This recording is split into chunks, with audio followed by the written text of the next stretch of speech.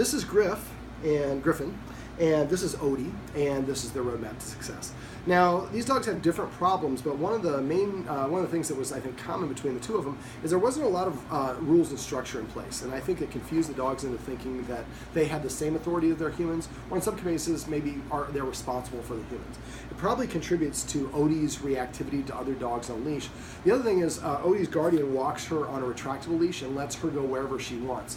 For dogs, whoever's in front is considered the leader. And so if we let her walk in front, then she's going to be more reactive to the other dogs next to her. Now, I showed her guardian how to add a special twist to a martingale leash, and I left 2 martingales here so that this will give us more control of the dogs on walks and help them stay next to us. I have 5 rules for a structured walk. Rule number 1, stay in your position. So she should always be on the left if he's always on the right. This way you and your sister can walk the dogs at the same time. Rule number 2, your arms should be going straight down with no tension on, no flexing of the muscle, no pulling back. Rule number 3, the correction is to pop the leash directly up and go very up and down very, very fast. It should be like that. Whoops, sorry, buddy. Very fast like that. And then you're taking the tension off the leash before the dog has a chance to pull against it. Rule number 4 is no stopping and sniffing. I'm not saying the dog can't sniff, but if the dog sniffs and you stop, then the dog told you where to go. So on a structured walk, we're going to maybe walk for half the walk or 3/4 of the walk with the dog not being able to stop and sniff or mark. And then the last quarter of the walk, or whatever the duration is, then if the dog does well, then we give it a reward and it has more leash and it can sniff and it can do some more stimulating things. Now, it's not very stimulating for a dog not to sniff on a walk, so we want to make sure they get a sniff some. And then the last rule is no marking. He likes to mark on a lot of things, and she goes right away. So what we're going to do is, we just got done taking them for a little bit of a walk. Now, he did not want to pee. Even though he's been in here with us for about 3 hours during the session, we took him outside, he did not want to pee. He wanted to save it up to mark. So what I would like the guardians to do, if we let him mark, then he's going to be more reactive to dogs that are in that area where he marked. So what I would suggest we do is we take him outside to go potty right outside in front of the apartment complex. If he potties, then we take him for a walk. Doesn't have to be a marathon walk, maybe just around the block. If he doesn't potty, then we bring him back inside, and then he doesn't go, then we wait 15 minutes and take him outside again. Now, I would come up with a new command word for the walk. Come on, buddy. Oh, Griff, you can do it, buddy. I promise we'll be done with this in a sec. So I come up with a new word for potty so that doesn't have the baggage of the other word. What we're going to do is as soon as he starts to pee or poop, we're going to say pootin', or whatever the word is we want to use. And then as soon as he gets done, we're going to give him, to jumpstart, we're going to give him a jackpot. We're going to pop 5 treats in his mouth. Each time the treat goes in his mouth, the dog should hear the word immediately after. And not good pootin', not good dog, just pootin', or business, or whatever the word is you want to use. And we want him to say, like, I just got to remember what I did so I can do that again. So he wants to hold it and he wants to mark his territory, but that's a leadership skill. We want him to just eliminate when we take him outside. So if we have to go on a road trip or something like that, we can stop at a road stop, and he can just do his business. And he can do it on command. Now, to help the guardians start to have more of a leadership role in the dog's eyes, we went over how to add structure to things.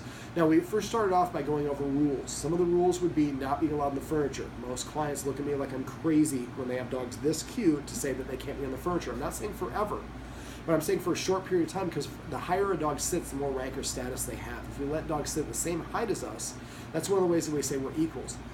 Griff here likes to sit on the back of the couch, and his guardian loves it when he nuzzles with her, which is great. We can get back to that. And that might be something else that the guardian can add to her list, nuzzle. But that shouldn't be something we do now, because I think it sends him a confusing message. So not being allowed in the furniture for 30 days. Now, the humans, if they want to snuggle with their dogs, they can always go down to the floor and make a little pillow for it and lay with the dogs and snuggle with them as much as they want. The dogs just can't get up on the furniture, with the exception being the beds. Now, the bed should be only with an invitation.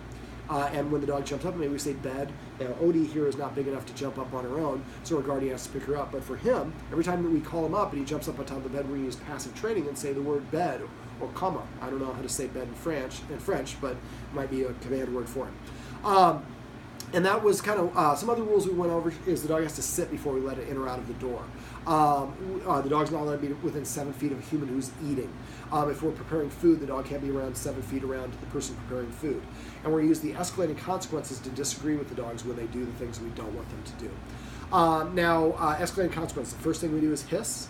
The guardian was using a pet corrector. I don't like that because it's always locked in at number 10. I want to have nuance. I want to have a 1 hiss, like, or a number 10, a 5 hiss, which is more like a tss. So you see, we get a little bit different response. You have to meet or exceed your dog's energy level for them to respect it. We also went over passive training and petting with a purpose. Passive training I'm not going to describe because it's in the video, one of the videos above. But petting with a purpose is simply not petting the dog when it nudges us or scratches, or in her case, barks for attention. If she barks for attention, I pet her, then I'm telling her, yes, you're the boss of me. So instead, when she barks, I'm going to ignore her. If she nudges me or scratches or jumps up, I'm going to say sit. As soon as she sits, I'm going to pet her under her chin and say the word sit. Not good sit, not her name, just the word sit. We want to pet under the chin if possible because that facilitates a nose-up orientation. Dogs that feel good about themselves are very proud, walk around their nose in the air. I want them to feel good about desired actions, behaviors. So every time the dog comes to it, so we tell it, nudges us, we tell it to sit. And then we pet her under the chin and say the word sit. If after a while, it will come and sit in front of us and prepay for attention. When it does that, we want to make sure we do acknowledge that because now the dog's engaging in new behavior that's more desirable. Instead of scratching at us or barking at us, the dog's asking by manding and sitting in front of us to ask for attention. Let me see. What else do we go over? We went through the door claiming exercise. If the guardian has difficulty with that, make sure you text me. I can send you a video link. Actually, I think I will probably have a video above of me doing it as well as of the guardian doing it. There were only 2 of us here, so I wasn't able to coach her through it, but she did a pretty good job, actually. Let me see. We got to make sure that we're not petting the dogs when they're doing inappropriate things. And that's a very common mistake that a lot of people make. Anything your dog is doing when you pet it is what you're reinforcing. This can include unbalanced state of mind. Now, a lot of us consider happy excited when it comes to dogs. But a dog can be happy and calm. It can be excited and not happy. If we pet it while it's excited, we're going to make it more excited the next time that thing happens. So one of the things that dogs get really excited about is when the humans come home. So when we come home, we're just going to ignore the dogs. Now, for his nails are a little bit rough, I suggested Guardian get a Dremel, and she'll be able to take the hard edge off of his nails so he's not scratching. What we want to do is, when we come in the door, we're just going to ignore the dogs. Now, if he jumps up, we can turn snap to face him, and that seemed to get him to back off. As soon as he settles down, we reach over to pet him, and as soon as he gets up off the floor, or dances, or just gets excited, we pull our arm back, and we don't say no, we just walk away. The rule would be 4 on the floor. So anytime that we want to pet him, he's got to have his butt down on the floor and sit. I'm sorry, buddy, you're a good dog, but you're too cute. You're getting in a little trouble. So basically, he's got to be seated, and then we're going to pet him, and we're going to use passive training to say whatever he happens to be doing. If he sits on his own, we pet him and say sit. If he comes, we pet him and say come, crash, or whatever the words are. After a while, the dogs will start to emulate those behaviors to try to get the rewards that are associated with them. Now, something else I'd like the guardians to do is stop walking around the dogs, instead walk through the dogs. The dog's in your way, walk through it. If it's asleep, you can step over it. But if it's standing, walk through it, bump into it if you need to, so the dog learns when a human's coming, my job is to get out of their way. That is kind of a nice way for the dog to identify as being a follower. Feeding. Right now, the dogs are fed in basically a free feeding scenario. She's overweight. His weight is fine, but there's a lot of importance that comes from eating. So what I'd like the guardians to do is put the food down. I would probably put it in the kitchen and not allow the dogs in the kitchen. They'd have to be out here by the dining room table. Then the guardian, whoever's feeding them, is going to eat something first. Something that's small and 5 or more bites. You can eat a real meal, but you just have to eat something. It has to be a solid. It can't be liquids. They don't understand smoothies or coffees and food. When you get done, I would invite the dogs in one at a time. She's older, so I try to feed her first unless she's being a pill. If she's being a pill, then I'd feed him because I want to reward the behaviors that I want. I'm going to use passive training. So every time he takes his first bite of food, we say maybe feast or grub or chow or whatever the word is. And only when he takes his first bite does he hear that word. After a while, you'll be able to say grub, and he'll mean, no, that means I can go and eat. It doesn't mean anything to her because when she hears the word, there's no food in her mouth. We're going to feed them separately so that we can keep him away from her when she's eating. Most importantly, we're going to keep her away from him because she's more of the violator.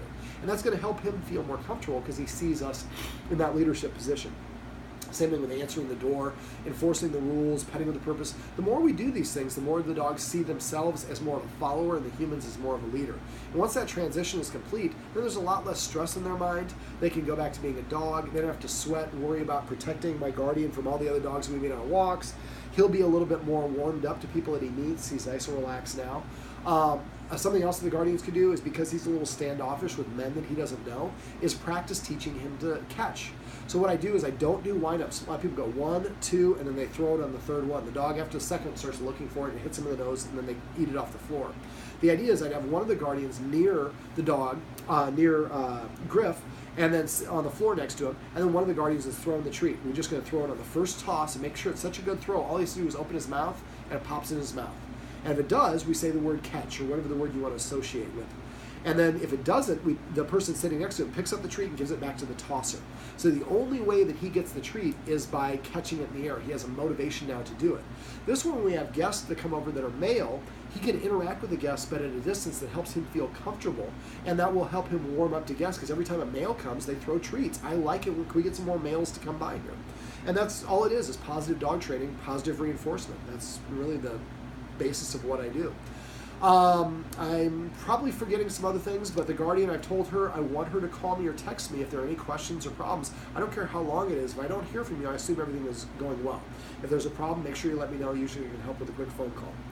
All right, Odie, Griff, it was a pleasure. You're both awfully cute. I think Odie's asleep. It looks like you've warmed up to me. Remember, everything you do trains your dog. Only sometimes you mean it. Right, buddy?